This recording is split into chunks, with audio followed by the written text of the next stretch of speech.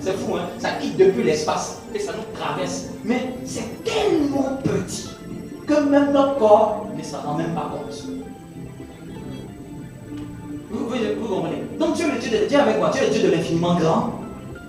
Mais Dieu aussi est le Dieu de l'infiniment petit. Hein? Et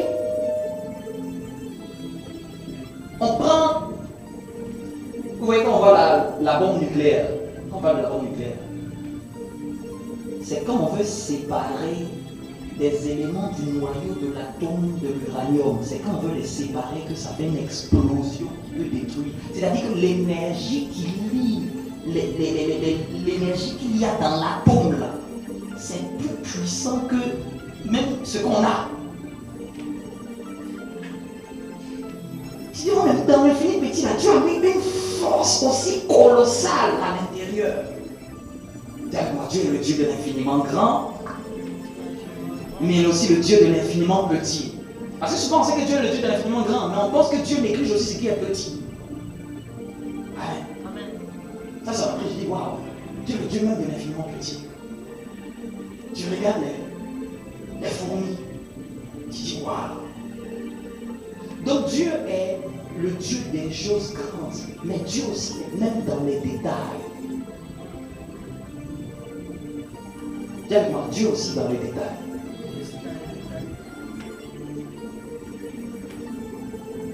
Dis à ton voisin, même dans les détails de ta vie, Dieu regarde ça. Dieu ne regarde pas seulement les grandes choses. Dieu regarde même les détails de notre vie.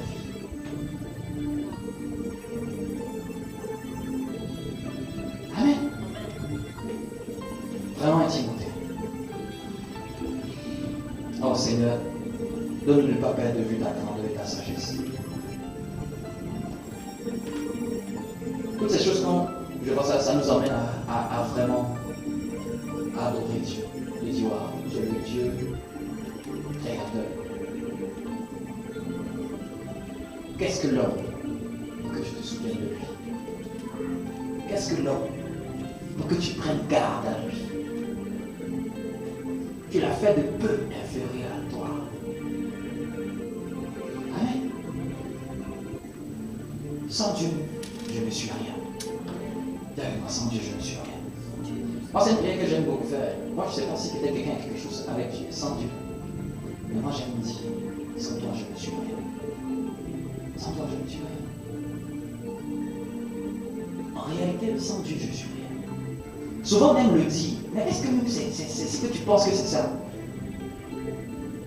Moi, je pense, c'est à ça que je pense. C'est que je suis conscient que si ce n'est pas Dieu, je suis mort dans le vie. C'est à ça que je dis que je stresse si Dieu n'est pas au centre de ma vie. Je me sens mal si Dieu n'est pas au centre de ma vie. C'est pas seulement que j'ai une autre alternative. Je sais que je n'ai pas d'autre alternative si je veux vivre pleinement ma vie que Dieu soit au centre. Oui. À un point que parfois je me dis, parfois je me rappelle, il faut bien prier pour tes enfants. Il faut bien prier pour ton foyer. Parce que je sais que c'est pas parce que c'est pas par la magie. Je sais que c'est par la grâce de Dieu. Il ne faut pas oublier que le travail que tu as là n'est pas un acquis. Il ne faut pas oublier. Parce que quelque chose peut se passer dedans. Et ça peut te surprendre. Il ne faut pas oublier que l'argent que tu as maintenant là, c'est pas un acquis. Il ne faut pas l'oublier. Parce que parfois on l'oublie. On peut penser que c'est normal. Mais il suffit qu'une petite chose arrive. Et ce que tu croyais normal, même la santé. Tombe malade, tu vas savoir c'est quoi être en bonne santé. Parfois, quand ton corps n'est pas tombé malade pendant longtemps, tu peux croire que tu es fort. Parfois, quand tu n'as pas connu c'est quoi ne pas se lever, tandis que la maladie te coule, c'est là que tu chéris la santé. C'est là que tu te rends compte que la santé, là, c'est une grâce. Et je dis tout ça pour Pourquoi? Parce que parfois il y a des cycles qui viennent toujours nous rappeler de ne pas oublier. Amen. C'est pour ça que prier, nous rassembler, ça ne finira pas jusqu'à ce que Jésus revienne. Même quand Jésus reviendra, on se rassemblera au ciel. Amen. Parce que parfois notre âme dit, mais encore doit venir prier dimanche. Et encore le soleil se lève. Le soleil continue de se lever. Le soleil ne se pose même pas la question. Dieu l'a établi comme ça. Tu ne te brosses pas une journée. Tu sais ce qui va se passer le lendemain. Comme disent les Ivoiriens, c'est les conséquences qui conseillent. Ce n'est pas les conseils qui vont te conseiller. Amen. Mais on n'est pas obligé d'attendre que les conséquences nous conseillent. Moi, je préfère que le conseil me conseille. Parce que quand on dit ça, c'est-à-dire que tu n'as plus écouté les conseils, finalement, c'est les conseils, c'est les conséquences, pardon, qui vont te donner des leçons. C'est-à-dire qu'on attend que tu ailles vers le mur. Non. Dis à ton voisin, je ne vais pas connaître le mur d'abord avant de connaître les choses. C'est vrai que les échecs nous donnent d'apprendre, hein, mais il y a des échecs qu'on peut éviter. Vous me suivez? Dis avec moi, Seigneur, il y a des échecs que je dois éviter. Oui. 2 Corinthiens, 1 Timothée 3, verset 14. Nous allons lire. Notre thématique qu'on avait commencé il y a 2 dimanches, parce que dimanche dernier on était en communion fraternelle, on a bien partagé des choses, des témoignages. C'est comment être béni dans son église. Dis avec moi, comment être béni dans son église. Quelqu'un peut nous faire la lecture, s'il vous plaît, 1 Timothée, pardon, chapitre 3. Merci Seigneur de nous conduire. Verset 14. Vous avez... Je te crie ces choses avec l'espérance d'aller bientôt vers toi. C'est Paul qui le dit. Mais afin que tu saches, si je tarde, comment il faut se conduire dans la maison de Dieu. Donc c'est Paul qui parle à Timothée. Timothée, qu'il avait pris sous son aile, qu'il avait formé. Et les théologiens disent que, je crois que Paul ici était en prison, n'était pas là. Donc il dit, je t'écris ces choses dans l'espérance d'aller bientôt vers toi. Donc qu'on se retrouve. Mais si je tarde quoi? Il faut que tu saches quoi? Comment il faut se conduire dans la maison de Dieu, qui est l'église du Dieu vivant, la colonne et l'appui de la vérité. Amen. Donc, il devait se voir, et quand il dit que si je tarde, voici, c'est un peu comme si c'est cette dernière phrase. C'est qu'on va se voir. Mais si je tarde à venir, voici au moins ce que je veux que tu saches, Timothée. Voici au moins quelque chose que je veux te laisser avec cette information. Comment il faut se conduire dans la maison de Dieu. Dis avec moi, comment il faut se conduire dans la maison de Dieu. Donc quand je dis comment être béni dans son église, c'est rattaché à ma conduite dans mon église. Amen. La bénédiction est conditionnée.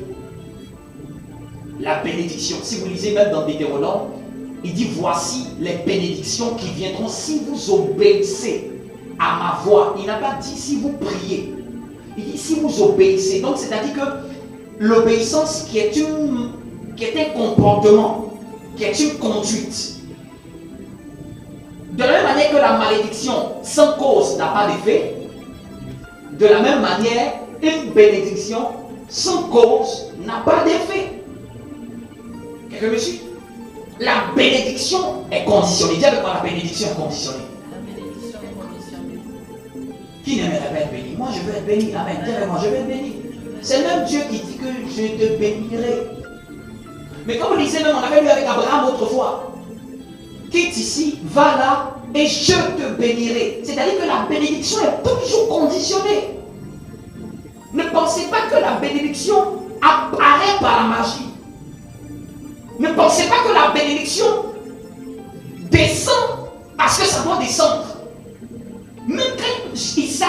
bon père. À la fois, Isaac était à la fois père biologique de ses enfants, mais quand il fallait le bénir, il faut qu'il entre dans sa dimension spirituelle. Mais pour les bénir, il demande, fais-moi à manger, un mec que j'aime. Mais vous allez voir, partout la bénédiction a été conditionnée.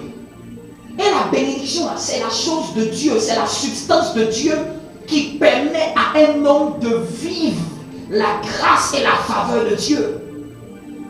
Sans bénédiction, quelqu'un ne prospère pas sur la terre. De la même manière qu'il y a des malédictions générationnelles, il existe aussi des bénédictions générationnelles.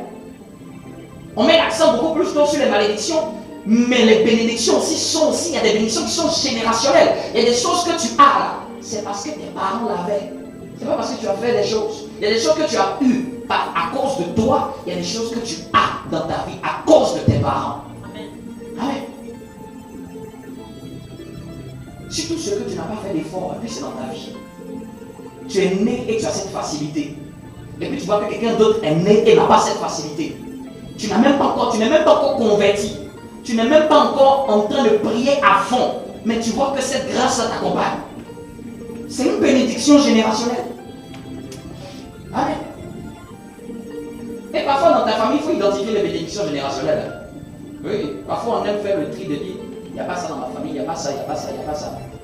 Mais est-ce que tu peux identifier ce qu'il y a comme grâce? Amen. Amen. Moi, c'est un jour, j'observais la vie de mes frères. Et puis j'ai dit, ce truc-là, ça vient de notre papa. Et on a posé la question. Il a dit, mais vous tous là, nous sommes comme des Magellans. Tout le monde est ici, l'autre est en Ouganda, l'autre est en Chine. C'est pas beaucoup, hein? C'est nous 6. Chacun bouge. L'autre il est en Chine, l'autre en Chine. Moi, lui, il est en Chine. Il dit, toi, qu'est-ce que tu fais 2 semaines en Chine? Hey! Mais fort, hein?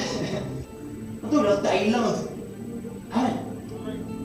Que ce soit depuis l'aîné jusqu'à la dernière. La dernière même, elle va au Ghana, elle parle anglais. C'est quelqu'un parle anglais, tu dis waouh. Et puis un jour, il y a un qui a dit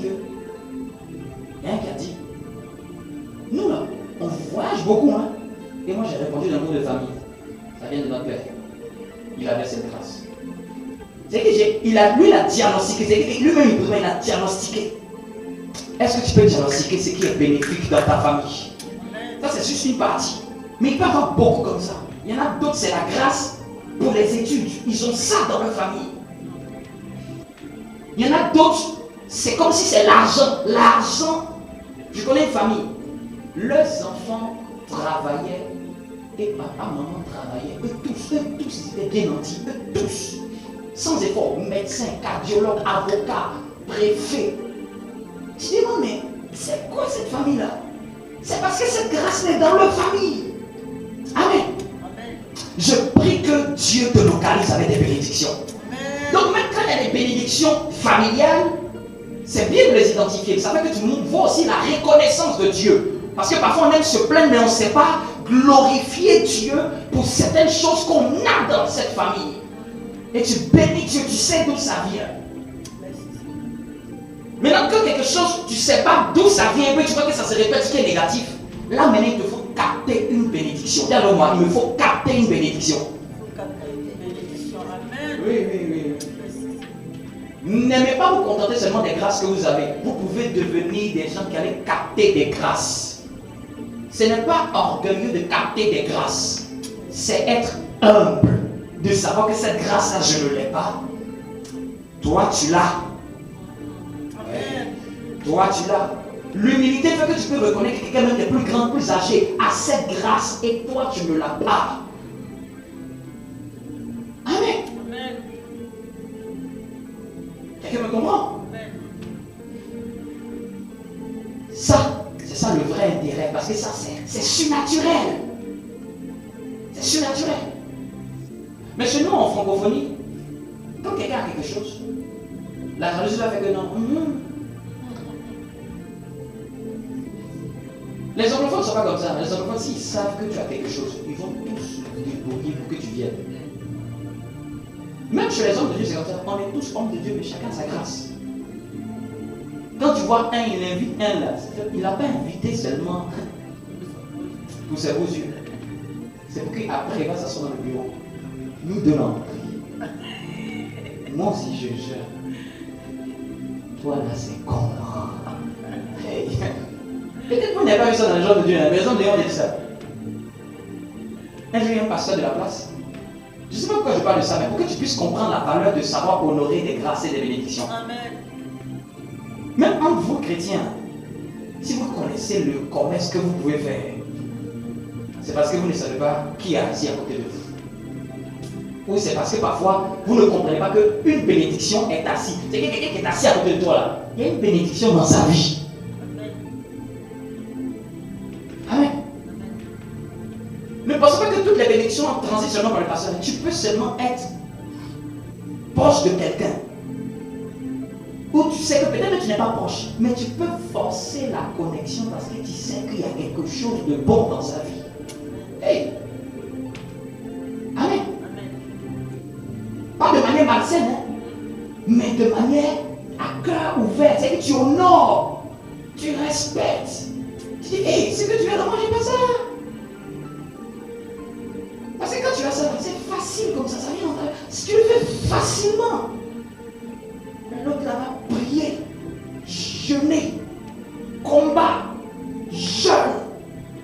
Avant peut-être même de comment. Parfois, on va chercher très trop loin. Si c'est à côté de toi là, prends. Dis à ton frère, prie pour moi. Oui. Amen. C'est ça l'alliance qui doit nous lier. Vous me comprenez un peu? Surtout quand tu sais que on est dans la même église. Tu sens qu'il y a un dépôt divin. C'est pas une honte. Hein? Tu me dis, mon bien-aimé, c'est que tu as pris que ça vienne un peu sur moi. C'est l'humilité. La Bible dit que c'est quand tu t'abaisses que tu reçois. Il est très facile de prospérer dans une église quand tu comprends ces principes. Que tout le monde ne transporte pas les mêmes grâces. Mais Dieu nous permet qu'on soit dans des groupes, dans des familles, pour qu'on soit interdépendants. Pour qu'on puisse voir que j'ai ça, je peux lui donner. La personne aussi a ça, la personne va me demander ça. Et ce n'est pas une honte de demander. Amen. C'est juste qu'aujourd'hui on demande ce qui est matériel. Demandez ce qui est spirituel. Amen. Un jeune pasteur de la place en France très connu. Un homme de Dieu devait venir d'Afrique pour venir en France. On lui dit que la salle où tu dois faire le programme, c'est déjà payé. Que c'est le pasteur tel, le pasteur de France. C'est le pasteur tel qui a déjà payé ta salle de toi ton programme. Et la voiture, c'est lui qui a loué. Il dit, ah bon? Pourquoi il a fait ça? Il dit, j'ai fait tout ça parce que je voulais te voir. Il dit, je veux qu'on parle. Il l'a emmené chez lui. C'est un grand pasteur que vous connaissez. Il l'a emmené chez lui. Il a dit, ton histoire, tu vois. Comment? Je vous dis, hein, tandis qu'il a des églises. Mais il dit, toi, comment tu fais? Il dit, j'ai fait ça pour semer. Parce que la grâce que tu as là. Il dit, je te suis. Je regarde ce que tu fais. J'ai dit ça là, quelqu'un ne peut pas faire s'il ne vient pas de Dieu. C'est comme ça que les gens captent des grâces.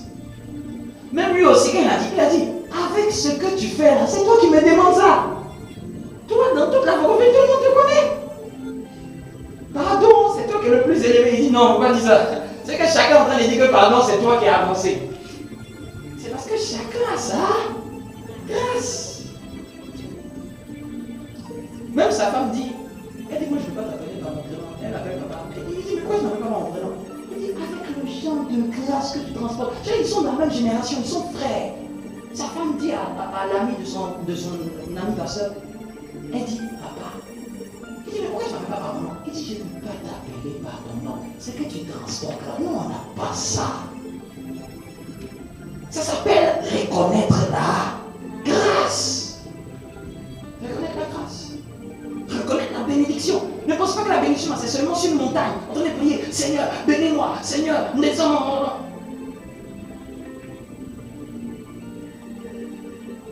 Amen. Pendant que je prie, j'ai une impression. Je dirais ça à la personne. Amen. Donc il dit, comment se conduire avec moi? Ma conduite détermine ma bénédiction.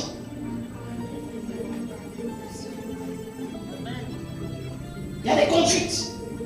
Et allons-y dans un autre texte. Tout ça, c'est mon introduction. Encore. Est-ce que tu es là? Allons-y dans Exode 32. Okay.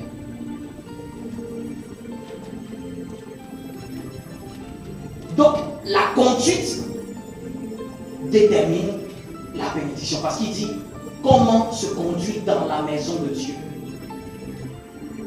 Donc, il faut, ça montre que par là, il faut dire aux gens comment se conduire dans la maison de Dieu. On pense que parfois tout le monde saura se conduire dans la maison de Dieu. Exode 32. Mais il faut dire aux gens comment ils vont se conduire dans la maison de Dieu. Parce que Paul voulait que Timothée sache comment il faut se conduire dans la maison de Dieu. Dis à ta voisine, on doit te dire comment il faut te conduire. Parfois il faut qu'on te le dise. Parce que si on ne te dit pas comment tu te conduis, tu peux te conduire. Voilà. Et crois que tu es dans la faveur. Donc les bénédictions sont conditionnées. Je dis quoi? Qu'on est béni dans son église. Donc c'est-à-dire qu'il y a toujours un territoire qui détermine ta bénédiction. Vous me suivez? Sors de ta patrie, va dans le pays que je te montrerai, je te bénirai. La bénédiction est toujours géolocalisée. Elle est toujours déterminée à l'endroit. Et pour nous les chrétiens, c'est dans la famille spirituelle dans laquelle tu es entré, ton église. C'est-à-dire tout ce qui va jouer en ta faveur. Une grande partie vient de cette famille. Pour vous montrer que c'est tellement vrai la bénédiction, même quand la bénédiction, ne pensez pas que la bénédiction seulement peut venir seulement d'un homme de Dieu. La bénédiction vient de la tête, ça court de la tête jusqu'à la barbe. Amen. Mais quand tu vois sur la barbe, il y a plein de poils. Ce sont les fils de la barbe. Amen. Donc même dans la barbe, les fils, les filles, c'est-à-dire que les frères et sœurs de l'église, ils peuvent se contaminer par tes grâces. Amen. La preuve, David a été oint roi par Saül, n'est-ce pas? Mais quand vous allez voir, David n'est pas devenu roi d'Israël. David a fait des années avant de devenir roi d'Israël. Vous savez qu'est-ce qui a fait ça? David, normalement tu ne peux pas être roi si tu n'es pas héritier. Tu es loin pour être roi.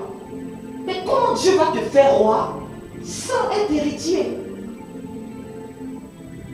Dieu va faire que tu vas lier amitié avec le fils héritier. Donc David va faire alliance avec Jonathan. Ne pensez pas que cette alliance-là était une alliance par hasard. C'est cette alliance-là qui a donné l'opportunité à David de pouvoir être roi sur les hommes. Depuis qu'il était consacré par Samuel à ses 17 ans, il était roi selon Dieu. Mais maintenant, pour être roi devant les hommes, le match, il a même échangé. Si on lit, vous lisez l'histoire, ça se trouve. Ils ont échangé des choses. Jonathan lui a donné des attributs. Amen. Quelqu'un va me trouver le passage. Jonathan aimait David comme son roi, comme son âme. Ça, c'est le verset que les arcs-en-ciel aiment. Quand il veut justifier leur couleur. Non, David aimait Jonathan comme son âme. C'est-à-dire qu'il y avait un attachement qui était au-delà. C'est faux ça. Je vous dis le mystère. Quand vous voulez que la bénédiction de quelqu'un vienne vers vous, son âme doit aimer. Samuel 18. Son âme doit t'aimer. Samuel 18, vas-y, fais la lecture. Est-ce que vous donnez des secrets? Je vous donne des secrets. Hein? Ah oui. Parce que les chrétiens ne connaissent pas les secrets. Ouais. Surtout en francophone. Nous, on prie seulement, on ne connaît pas les titres. Quelqu'un peut faire la lecture si quelqu'un a trouvé le contexte. T'as trouvé? Oui, vas-y. David avait achevé de parler à Saül. Dès lors, l'âme de Jonathan qui est fils héritier, il a commencé à s'attacher à David. Il l'aimait comme son âme. Continue. Oui, c'est Jonathan, lui qui doit régner, qui a aimé David comme son âme. Amen. C'est pour ça que Isaac, il y a la suite où ils ont changé des choses bas. Oui. Ok, c'est pas grave, ça sera peut-être une autre lecture. Jonathan conclut, ça c'est 1 Samuel combien? C'est le même? C'est Jonathan 3. Oui, je. Continue. Jonathan fit alliance avec David. Donc il aimait et ils ont fait alliance. Oui. Parce qu'il aimait comme ça. Pourquoi? Toujours à cause de l'amour. Quel est le lien par excellence? Est-ce une imposition des mains? Quel est le lien par excellence dans la Bible? C'est l'amour. L'amour, c'est le plus grand lien qui peut avoir toi et quelqu'un. On fait un transfert de grâce.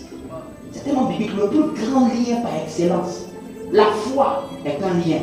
Mais le lien par excellence, c'est l'amour. Quand tu as foi aussi, un pont peut se créer. Et le lien le plus fort, au-delà de la foi, c'est quand l'âme de la personne t'aime. Amen. Continue. Il fit alliance. Ça va? Parce qu'il aimait son âme. Donc, ce n'était pas genre l'amour comme nous on voit. Ce n'est pas l'amour éros, ce n'est pas l'amour de l'attirance physique. C'est l'amour de sa personne. L'âme, c'est la personnalité. Ta personne, là, je l'aime. J'aime ta personne. Vous savez, si vous n'êtes pas arrivé à ce niveau d'amour envers quelqu'un, une plus grande grâce ne descend pas depuis vers vous. Même c'est valable dans la conduite dans une église. Dans une église, quand ton âme n'est pas l'âme du pasteur,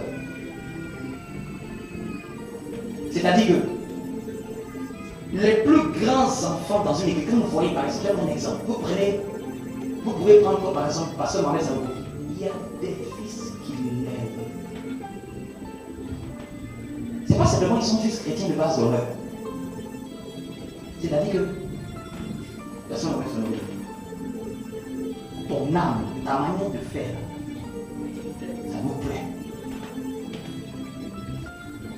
Que quelqu'un parle, qu'il soit content. C'est-à-dire que c'est un niveau d'alliance. C'est un niveau qui est fort. Et Dieu regarde ça beaucoup dans chaque famille. Tu ne vas jamais voir quelqu'un qui n'aime pas son leader être élevé dans la maison de son leader. Ça n'existe pas. Dieu ne peut pas élever ce qui n'est pas de l'amour. Tout ce que j'ai vu évoluer dans la vie, c'est pas parce que seulement j'ai prié pour lui. Il m'aimait. J'ai fait analyse. Ça c'est analyse, étude. Et puis j'ai observé. Le lien qui nous liait, c'était un lien d'amour. Le lien qui faisait que la personne pouvait progresser, c'était l'amour. Ce n'était pas parce que j'étais meilleur. Amen. C'était à cause de notre lien, la personne. Moi-même, quand je regarde ma vie, ce qui a fait que de moi ce que je suis, c'est parce que là où Dieu m'avait envoyé, j'aimais. Mais, si tu aimes, tu progresses. Si tu aimes une matière, tu vas devenir meilleur dans la matière. Si tu aimes un domaine, tu aimes la politique. Quand on va parler politique avec toi, on va savoir, ça va voir ça dans tes yeux. Si tu aimes l'économie, quand tu vas parler, ça va se voir. Que toi là, tu aimes l'économie. Tu ne sens même plus le temps que tu passes dedans. en train de lire des livres d'économie. Si tu aimes les affaires, tu aimes les affaires, tu vas parler affaires. Dans ta bouche seulement, ce sera affaires. On va dire, mais ah, celle-là, elle aime trop les affaires. C'est parce que tu aimes ça. Tu ne vois même pas le temps que tu passes. Amen. Voici l'une des premières attitudes pour commencer à bénir dans son église. Parce que chaque famille est à l'image de son leader. Isaac même dit, fais quoi? Fais aimer que quoi? Mon âme doit aimer. Ne faites jamais comme vous voulez. Faites comme il aime. Faites comme tes parents aiment. Si tu veux avoir la grâce dans la vie. Ne faites pas comme vous voulez. Faites comme elle va aimer ta maman. Parce que c'est facile de recevoir la bénédiction dans ce champ. Quelqu'un me suit? Amen. Même avec Dieu, vous pensez que le lien qui nous lie avec Dieu, c'est quoi? C'est l'amour. C'est vrai. Qui dit, même le premier commandement, Dieu dit, tu dois m'aimer de tout ton cœur. C'est-à-dire que si ça ne commence pas par ça, si tout le reste, c'est perdu. La prière ne va plus avoir, même le principe de la prière, ça ne va plus marcher. Le principe de jeûner ne va plus avoir son sens. Le principe de retraite ne va plus avoir son sens. Le principe de semer ne va plus avoir son sens. Parce que le premier là. Amen. Là, je vous parle je vous parle dans le cadre d'une église locale. Dans une église locale, voici déjà les clés. Tiens, vous avez les clés, je te donne des clés. Je t'ai donné une première clé, même avec ton voisin, ton Jonathan. Amen. Ton Jonathan.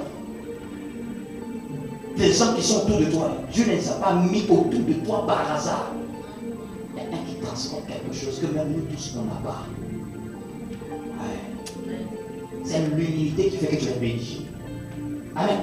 Je vais dire que cette saison-là, je suis plutôt dans comprendre les choses de Dieu. J'analyse et j'étudie et je veux comprendre la sagesse de Dieu. Faire les choses. Amen. Ma prière, c'est que tu entres par des bénédictions dans les choses que tu veux.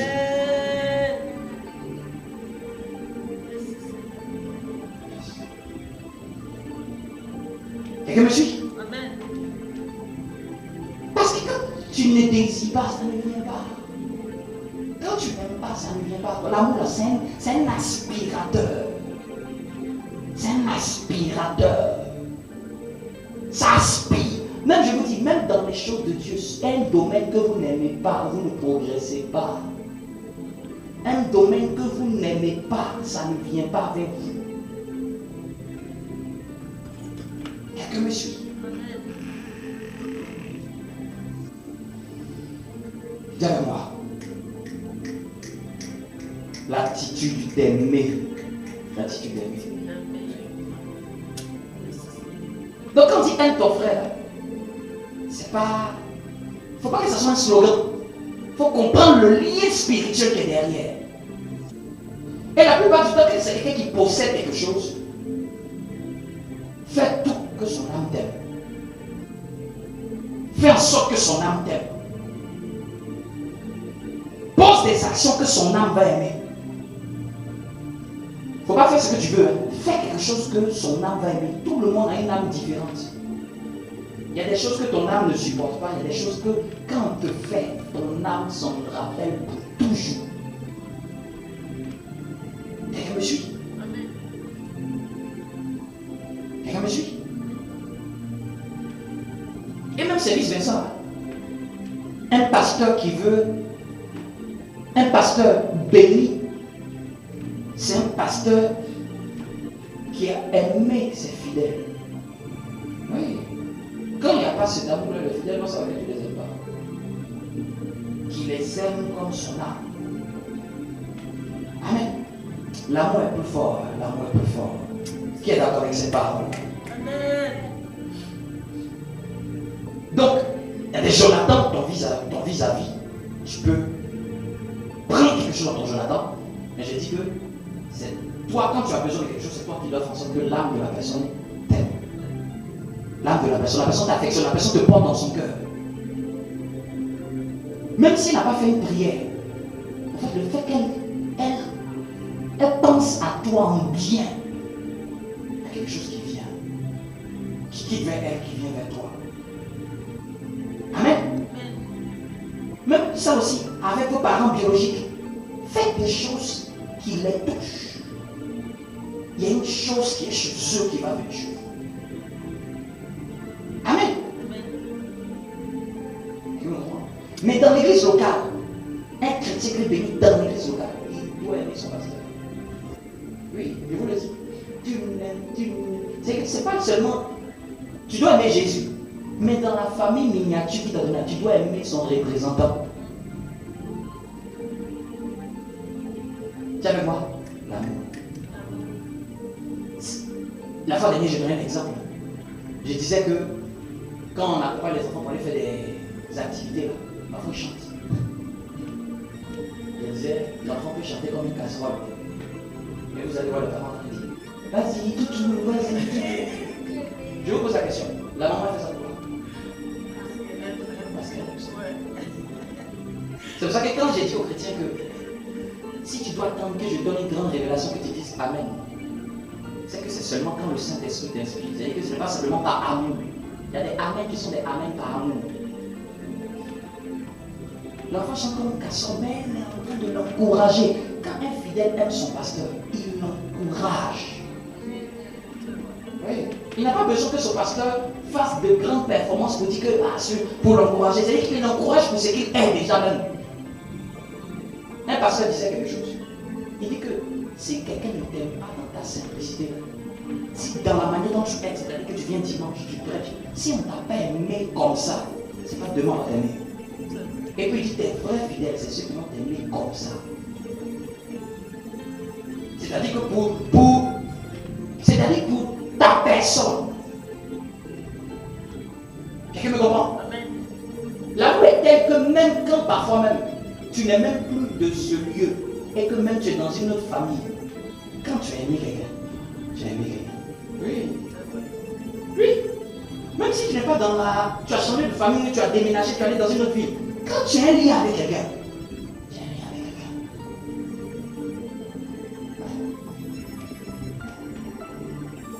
L'amour brise les barrières. Vous me suivez? Quand tu n'as pas aimé, c'est-à-dire que si tu es ailleurs, c'est fini, c'est que après chacun a pris sa route, vous comprenez un peu. Mais quand il y a un lien, même si tu es aux États-Unis, tu te souviens de Jonathan. Tu te souviens de Jonathan. Tu te souviens de jour là où vous avez fait alliance. L'amour n'a pas de frontières. L'amour n'a pas de frontières. Amen. D'accord, c'est l'amour. Est-ce que ce que je dis là, c'est vrai? Amen. Amen. Dis-moi un amen bien. Amen. Ouais, c'est bien. Je vous ai dit, un jour j'étais dans mon ancienne église. Je crois en 2016. Je prêchais comme ça. Et une personne qui vient d'arriver, elle dit Amen. Je prêche encore. Amen. Troisième fois qu'elle a dit Amen, j'ai fait Jésus en même temps. Amen. C'est-à-dire que son Amen, moi ça m'a touché. Et comme ça a touché moi mon âme, j'ai eu un désir de relâcher une parole. Amen. Ce jour, j'étais surpris, les gens m'étaient surpris, j'ai relâché la parole, elle est tombée en même temps dans l'église là-bas. Et en même temps, des visions, je commençais à avoir des visions, je commençais à prophétiser. J'ai vu ça, j'ai vu ça, j'ai vu ça. J'ai dit, mais qu'est-ce qui a déclenché ça? C'était son Amen. Parfois, il y a des choses que souvent les gens peuvent faire dans un mais ça peut attirer. C'est pour ça que fais tout par amour. Parce que tu ne sais pas qui va répondre à ton amour. Même il y a un pasteur qu'on connaissait, il disait que quand il prêchait, il était encore célibataire. Il prêche, une femme dit Amen. Il prêche encore, une femme dit Amen. À la fin du message, la demande, c'est qui cette fille? Et ils se sont mariés.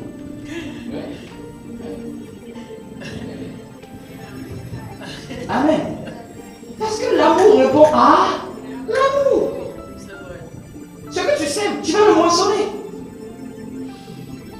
Si tu sèmes l'amour, je t'assure, tu vas récolter l'amour. même si tu ne l'as pas récolté dans la vie de quelqu'un, tu vas le récolter quelque part d'autre. Amen. Faites les choses par amour. Donc, dans l'église locale, il y a des conduites. Lisons Exode 32. Dis avec moi ma conduite, mon comportement, ma manière de faire. J'avais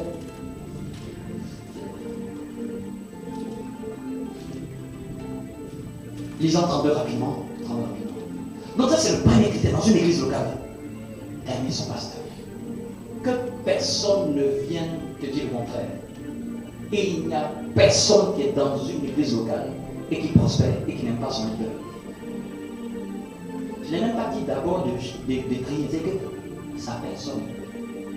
Parce que dans tous les cas, si même la personne t'énerve, quoi va passer de lui pour venir vers toi?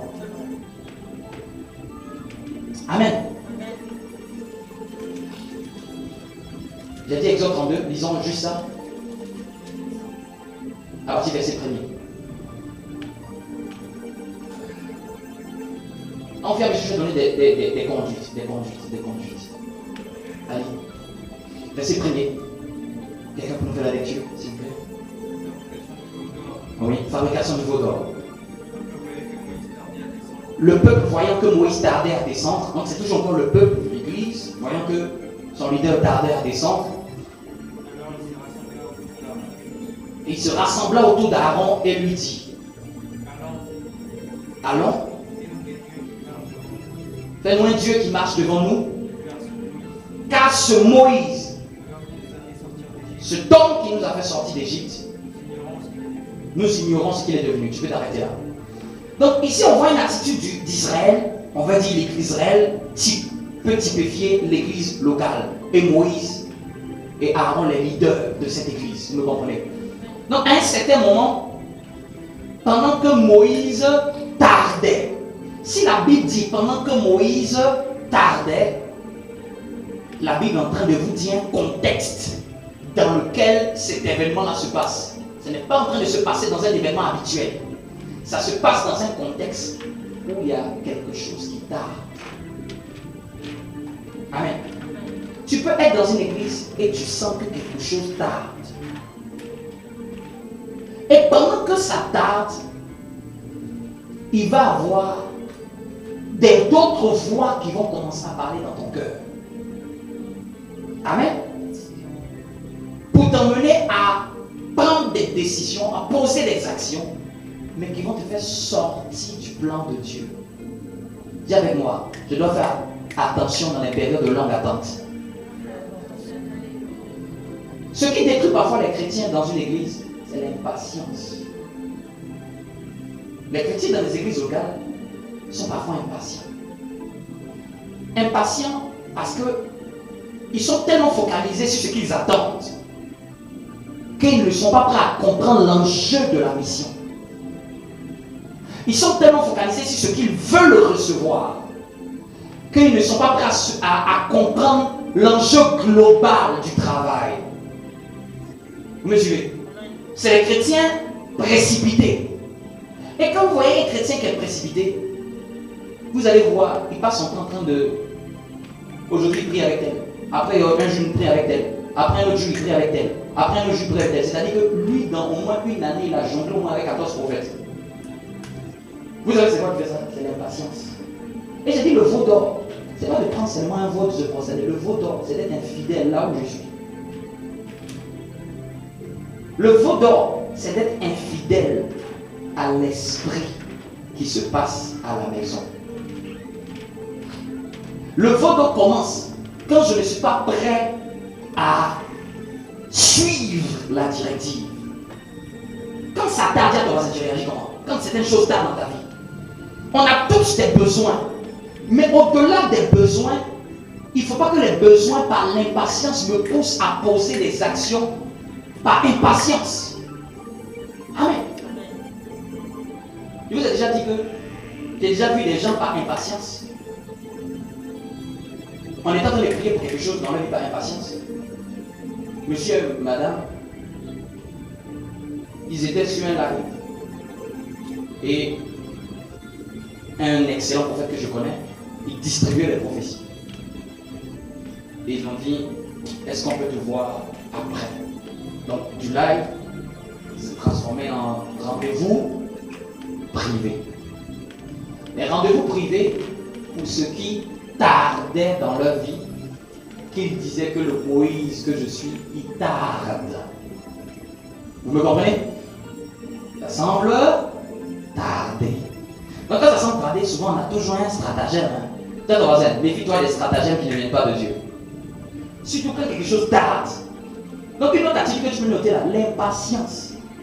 Ça détruit beaucoup de gens dans les églises. L'impatience. L'impatience. L'impatience. L'impatience. L'impatience de... Je ne veux pas patienter pendant que j'attends ce que Dieu me donne. Je sors du plan de Dieu. Amen. Mais l'impatience qui pousse à sortir du plan de Dieu, à sortir de l'esprit même de ma maison. Quelqu'un me suit? C'est pendant que Moïse tardait, pendant qu'il tardait, que le désir de faire un veau est venu dans le cœur. Satan ne va jamais t'attaquer quand tout va bien. Satan viendra toujours exciter le cœur d'un chrétien quand quelque chose semble tarder. Amen. Je vais vous raconter l'histoire. Donc dans le rendez-vous privé avec le prophète, que je connais bien, il donne la révélation. Oui, ça, c'est toi, c'est ça, c'est un esprit qui fait ça marcher. Donc c'était la même révélation que le pasteur a donnée. Ok. Bon, on fait comment pour que tu puisses régler? Rappelez-moi à thème d'une période et on va régler. Ils appellent. Ils appellent. Ils appellent. Ils appellent. Ils appellent. Il est franchement. Deuxième frustration. Ah, le prophète nous avait dit qu'il allait prier, mais il n'a pas prié, mon cher. Deuxième. Donc, c'est-à-dire que la personne qui n'est pas son pasteur là, a fait faux bon. Et se retrouve finalement désabusé. On aurait cru que c'était ici que la solution est venue. Vous me voyez? Je vous raconte parce que c'est une expérience personnelle. Donc, par fidélité, le mari, il voulait moi me dire qu'au fait, j'ai dit qu'on avait le médecin spécialiste. Il voulait dire ça à son médecin généraliste. Que j'ai consulté un médecin spécialiste. Vous me comprenez? C'est normal ou c'est pas normal? Il faut dire, il ne faut pas dire. Dis à ton voisin, quand tu ne dis pas, ça veut dire que c'est clair. Quand c'est clair, tu dois dire. Si ça vient de Dieu, tu dois dire. Si tu caches, c'est que ça ne vient pas de Dieu. Vous me suivez? Est-ce que quelqu'un me comprend? C'est-à-dire que si tu pries avec quelqu'un et que je ne connais pas et que tu ne m'as jamais dit, tu caches un peu de. Vous me comprenez? Et dans les églises, beaucoup font comme ça. C'est-à-dire qu'ils ne peuvent pas dire à leur pasteur qu'au fait, tu sais que tel jeudi, je prie avec telle personne. Parce qu'il sait en lui-même que c'est être infidèle. Ça, c'est ce qui fait que beaucoup de chrétiens, Dieu regarde la fidélité quand tu es. Je veux dire, un chrétien, il est comme quelqu'un qui est marié à son église. Quand tu dis que Seigneur, je suis dans cette église-là, c'est comme si Dieu te donne une alliance. Il dit désormais, promets fidélité dans ce lieu.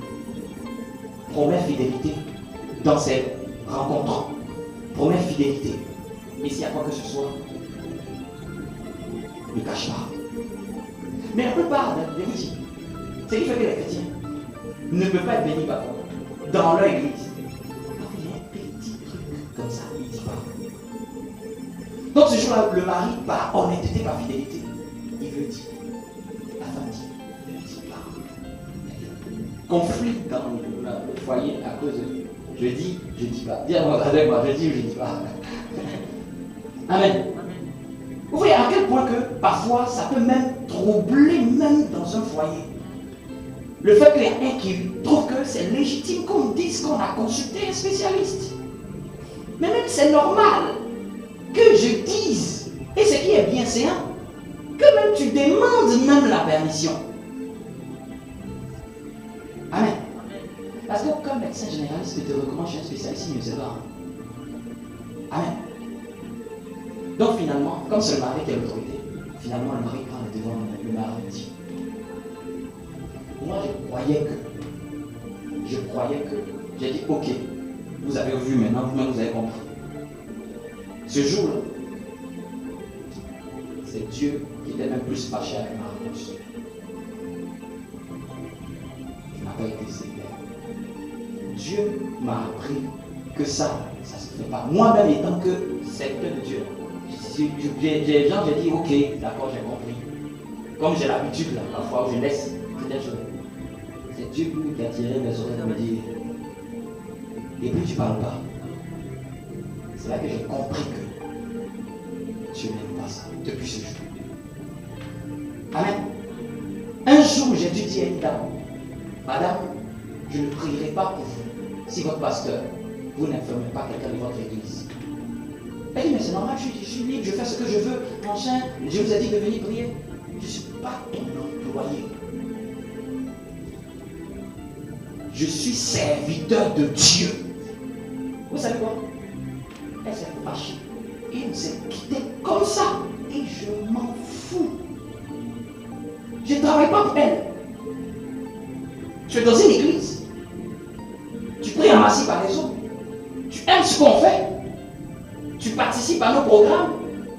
Mais aller jusqu'à chez toi prier pour ton enfant qui est malade, ça sort de ma légitimité. Je ne suis pas légitime. Ne pensez pas que tous les pasteurs sont légitimes. Hein? Pasteur, ça ne veut pas dire que tu es légitime sur tout le monde. Tu es légitime que sur tes brebis. Quelqu'un peut avoir la capacité, mais il n'est pas légitime. Vous savez faire la différence. Quelqu'un peut être capable de faire quelque chose pour vous, spirituellement. Mais il faut te demander, est-ce qu'il est légitime de le faire? Je vais te donner un exemple.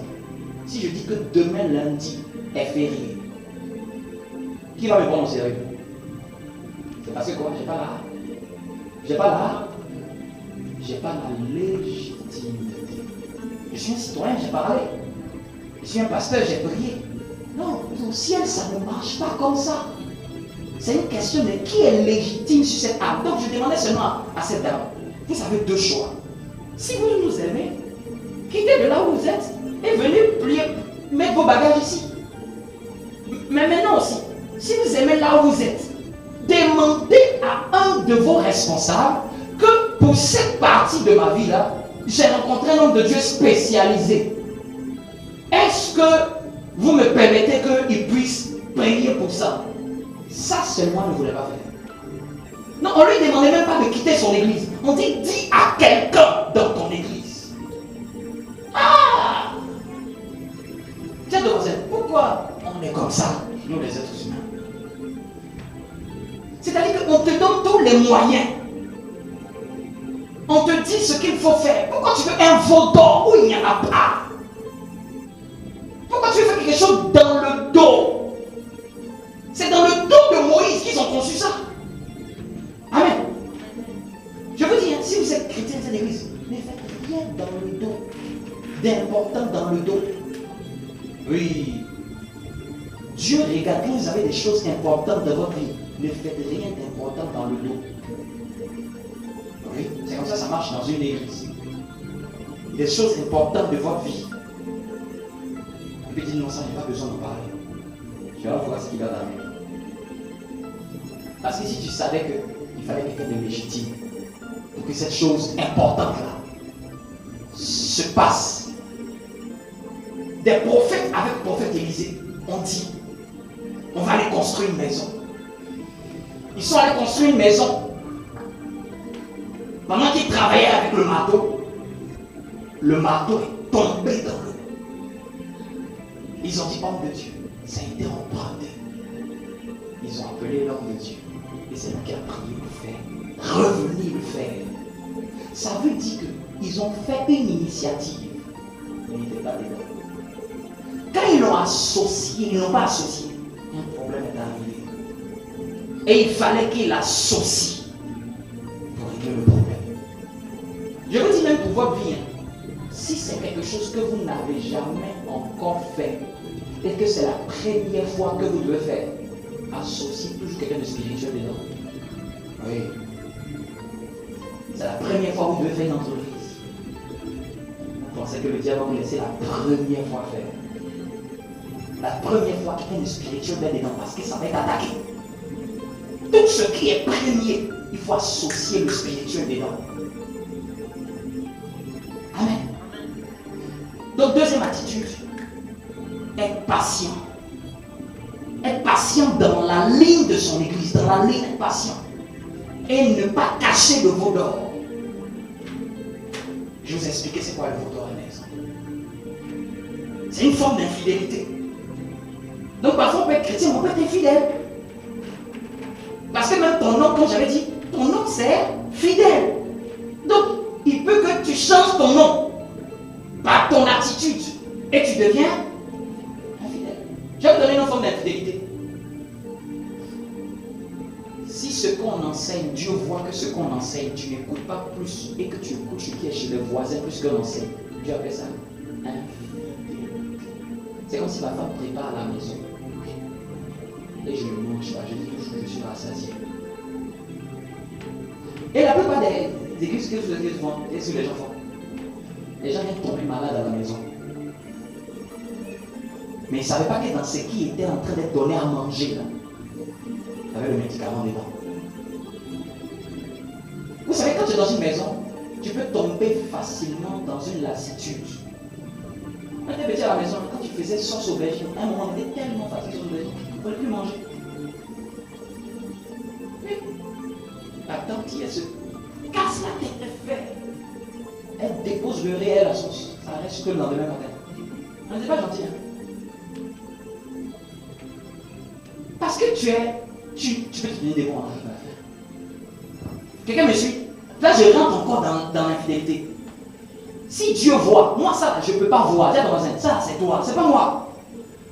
Si Dieu voit que dans ce qu'on enseigne, tu n'écoutes pas, et puis que Dieu voit que tu écoutes plutôt ce qui est chez le voisin, plus que ce qui est dans ta maison. C'est pas interdit d'écouter ce que d'autres font qui sont bien, mais c'est comment tu le places par rapport à ce qui est chez toi.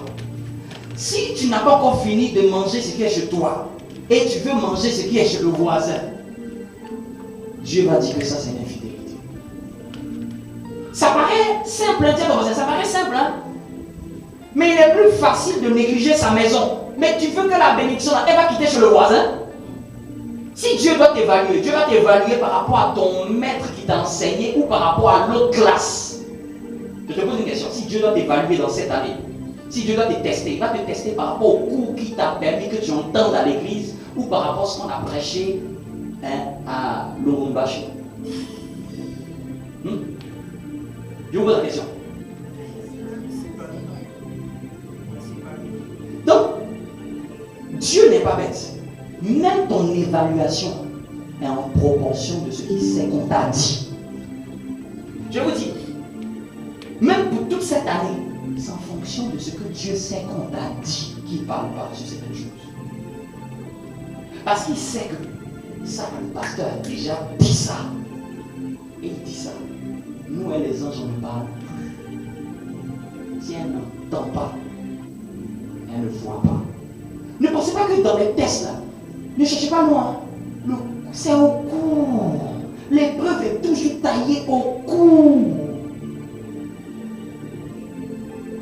Parfois, la sauce qui est dans ta maison que tu peux négliger, tu peux croire qu'il y a plus de goût dans ce qui est dehors.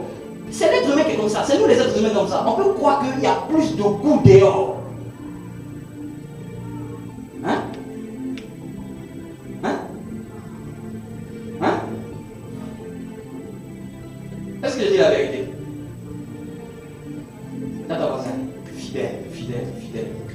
Là, je vous donne les petites choses qui font que tu peux ajouter sur ce que tu as appris.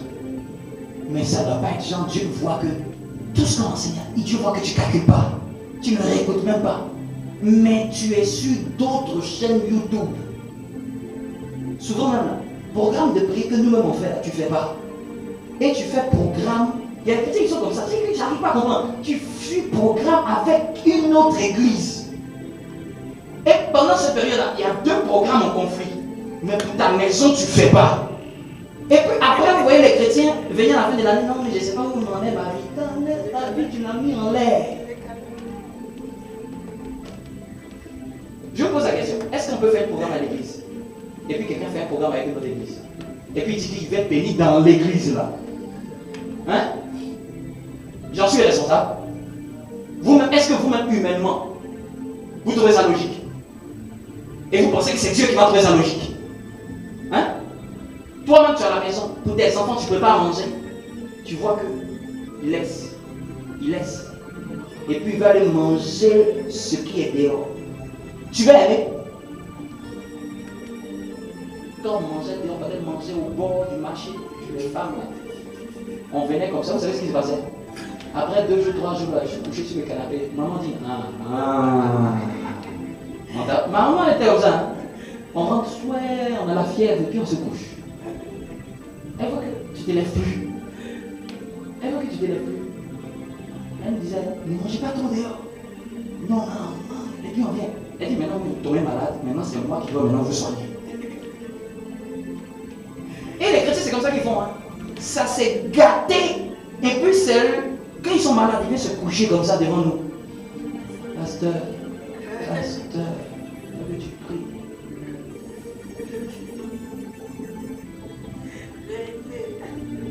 Je vous dis, c'est la réalité qui se passe. Moi, je préfère quelqu'un qui a bien avalé ce qu'il a et peut ajouter dessus. Mais quelqu'un qui n'a pas, qui ne comprend pas, c'est que même l'esprit même de la maison, il ne comprend pas. Amen.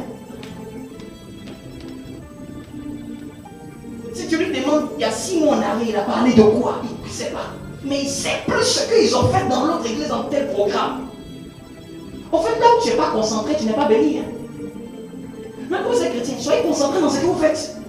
Ne faites pas ça pour moi. La bénédiction vient quand tu es concentré dans ce que tu fais. Même si on fait programme, si tu n'es pas concentré dedans, ça ne marche pas. Soyez fidèles. La fidélité, là, ne le voyez pas seulement dans la relation du mariage. Soyez fidèles même avec votre assemblée. Quelqu'un me suit? Dieu honore la fidélité. Que les quantités de prières. En fait, cette saison-là, travaillez sur les vertus. Parce que prier là, je sais que vous savez prier. Mais maintenant, développer, ça c'est la grâce. On sait prier. Mais développer la stature, y croissez aussi en stature. C'est les vertus, les comportements, les aptitudes. Parce que tout ne se résout pas parce que j'ai crié seulement dans la prière. Les attitudes ouvrent des portes pour entrer dans des grâces. C'est moi qui reste là. Regarde. Demande à Dieu quelle attitude je dois avoir. Quelle manière de faire je dois corriger. Tu vas voir que tu peux vite accélérer dans ta vie. Quelqu'un me suit? Amen. Quelqu'un me suit? Amen. Quelqu'un me suit? Amen. Quelqu'un me suit? Et puis les autres fois, peut-être on a beaucoup de points, juste seulement la fidélité. Prions pour notre cœur. Personne n'est parfait. Mais les messages viennent pour nous aider à nous ajuster. Vous voyez un peu?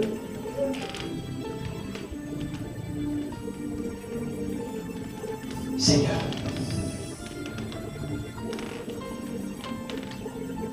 donne-nous d'être fidèles à notre assemblée, d'être fidèles à l'esprit de notre maison.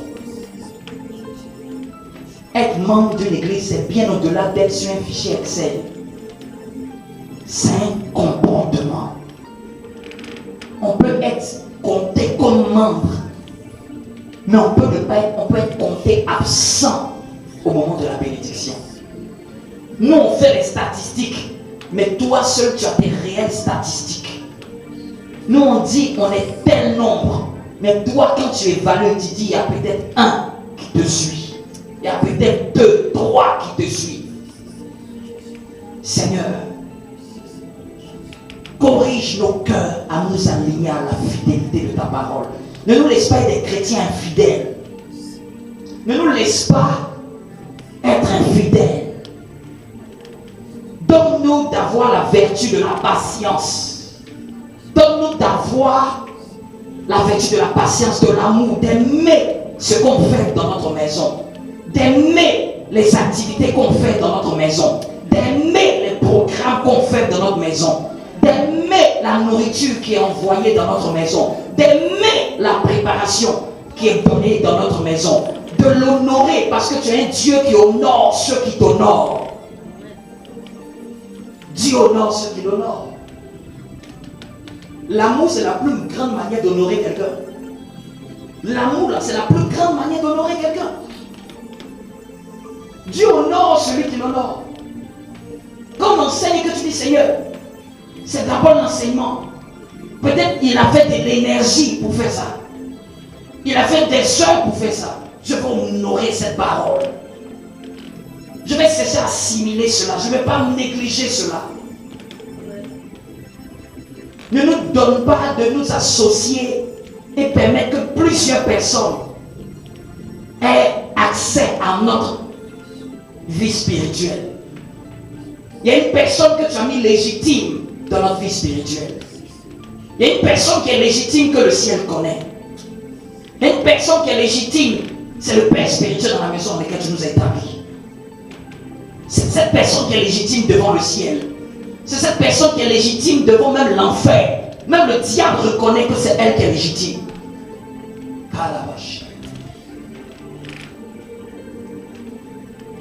Amen. Amen.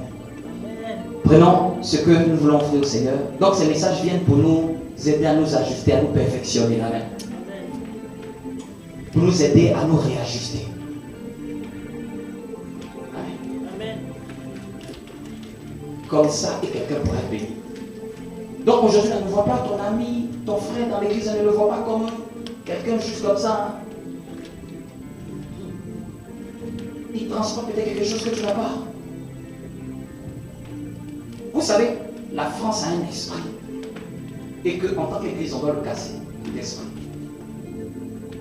C'est cet esprit-là qui combat beaucoup les églises en France. L'esprit de l'individualisme, j'en parlerai. Cet esprit-là ne peut pas fonctionner avec l'église. C'est incompatible. C'est-à-dire que même sans se rassembler, si c'est un esprit individualiste, tu ne peux pas aller loin. Et j'ai analysé, et j'ai compris. J'ai dit, même nos pères qui ont reçu avec, c'est quand ils ont réussi à fédérer, c'est quand ils ont réussi à faire un avec leur équipe. C'est pour ça qu'aujourd'hui, vous voyez que quand les églises sont un avec leurs leaders, les gens n'aiment pas. Les gens n'aiment pas. Quand les gens sont là, ils sont un avec, dans leur église, ils sont un, ils sont unis. Les gens disent, mais c'est quoi ça? Parce que l'esprit de la France est un esprit dissociatif. Un esprit isolé, un esprit qui n'aime pas quand les gens sont unis et dans un même amour. Oui. Mais je vous dis, c'est ça qu'on doit combattre. Hein? On est en France, mais ne prenons pas l'esprit négatif de la France. S'il vous plaît. Prenons l'esprit de l'Église. Ils partageaient tout en commun, ils avaient tout en commun. Sortons de cet esprit individualisme. Je vous dis, ça se combat par une vertu. C'est nous tous, on doit travailler à avoir cette vertu de comprendre que je ne dois pas seulement être individualiste. Amen. Je dois fédérer avec ma famille. Je dois être collaboratif avec cette famille. Je dois m'intégrer, je dois être participant. On doit savoir que je suis là. Vous me comprenez? C'est ça. Ça va donner un grand réveil dans nos églises. Ça va mener plus de faveur sans qu'on ait à faire 20 milliards de sujets de prière. Prière, est-ce qu'on prie là? On prie, hein? Après, il faut composer avec les vertus. Directement les vertus. Dans cette saison, je suis attaché beaucoup plus aux vertus. Donc Dieu a parlé beaucoup des attitudes et des comportements. Des comportements vis-à-vis de chacun d'entre vous. Des comportements vis-à-vis de comment le processus à l'église. Amen. Les vertus font gagner du temps. Les vertus font gagner du temps. Ça fait gagner du temps. On dit mettez au service des autres le don que vous avez reçu. Mais les chrétiens ne mettent pas au service des autres le don qu'ils ont reçu.